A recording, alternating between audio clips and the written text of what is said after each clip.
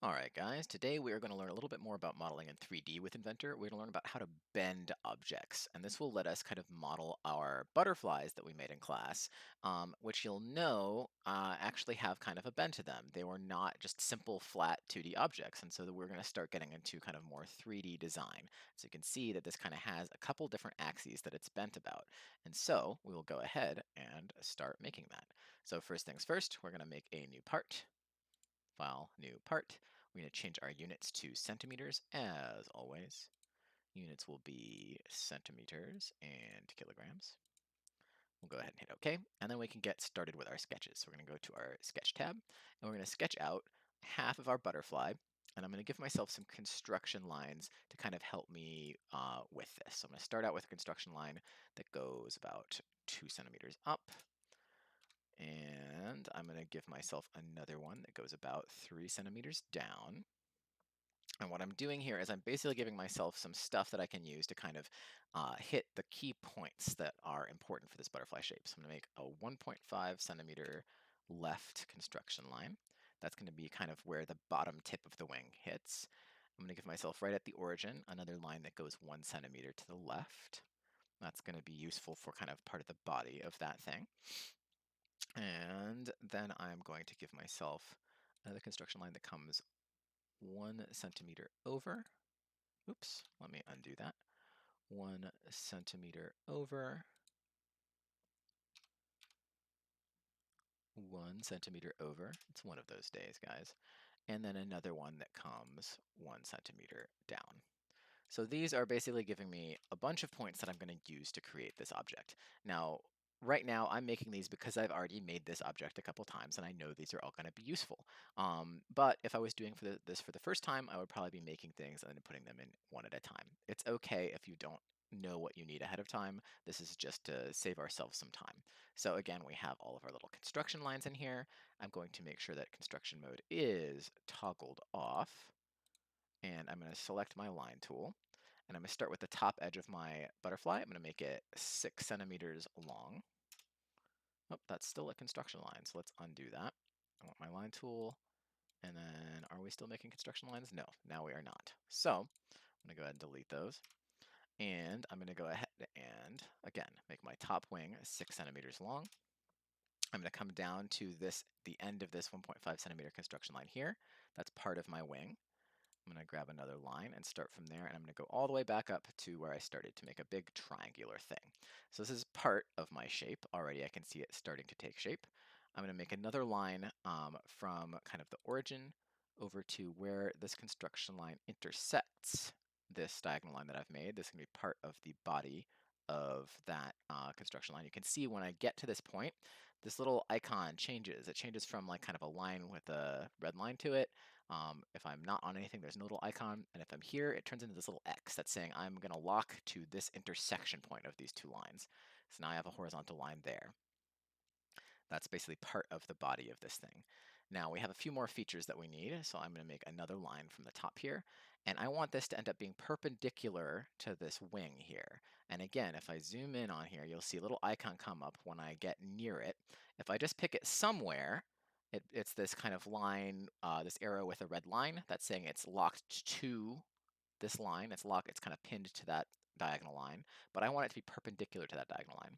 I could lock it here. I get this little X, which is an intersection between this horizontal line and this, but that's still not quite what I want.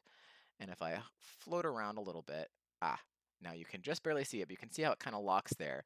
And my icon is still that arrow with a red line, but up and to the left of my cursor, there's a little perpendicular icon. Now, if I zoom in, it's still on that line, but it shows up right about here when I do it. So you can see now I am locked in, and there's a tiny, very hard to see perpendicular icon up there.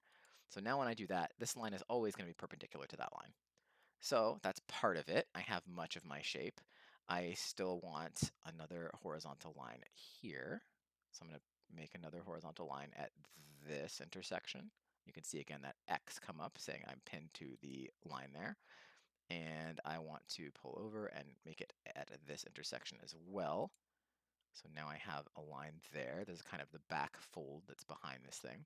And I still have a little triangular nose that I need to make. So I'm going to use my little 1 centimeter construction lines here to just give me that shape there.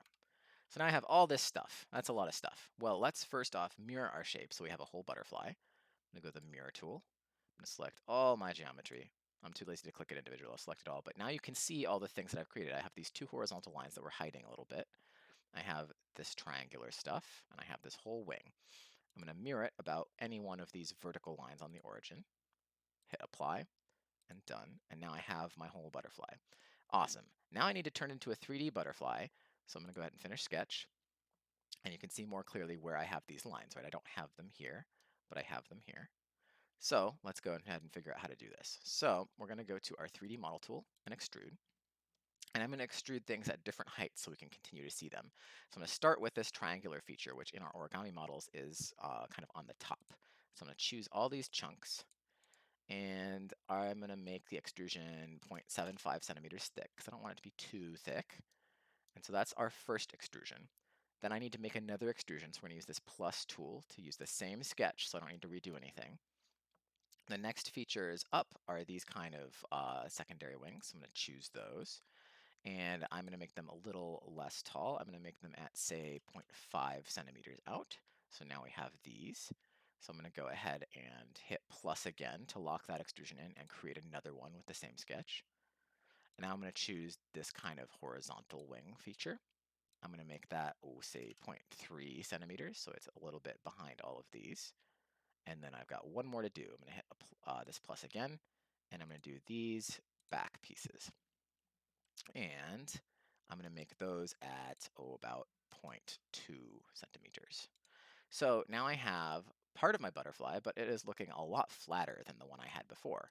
So what I want to do is now I have to bend it, and I have to bend it along particular axes. So let's figure out how we even do that. I want to bend it along this axis, and I want to bend it along this axis. Well, the way we do it is in this modify tools setting here, there is hidden, if you click on this little arrow, bend part. To do that, though, we need to create a sketch line along the part we want to bend. So I'm going to start by bending these wings backwards. So I'm going to start by creating a 2D sketch. I'm going to create a sketch on one of these features, and I want to basically make a line along these horizontal lines here. So I'm going to choose this face here, and I'm going to make a single 2D line, and it's I'm going to zoom in here. I'm going to start at this intersection here, and it doesn't really matter exactly where it goes. I'm going to make it the whole length, so make it all the way to the end there. So now I have a line that goes all the way through this. I'm going to go ahead and finish sketch. Then I'm going to go back to my modify tools, and again, bend is hidden. So I'm going to click on this little arrow, click on bend part, and then there's only one big shape in here, so it just wants me to choose the line that it's bending around. So I'm going to choose this whole line.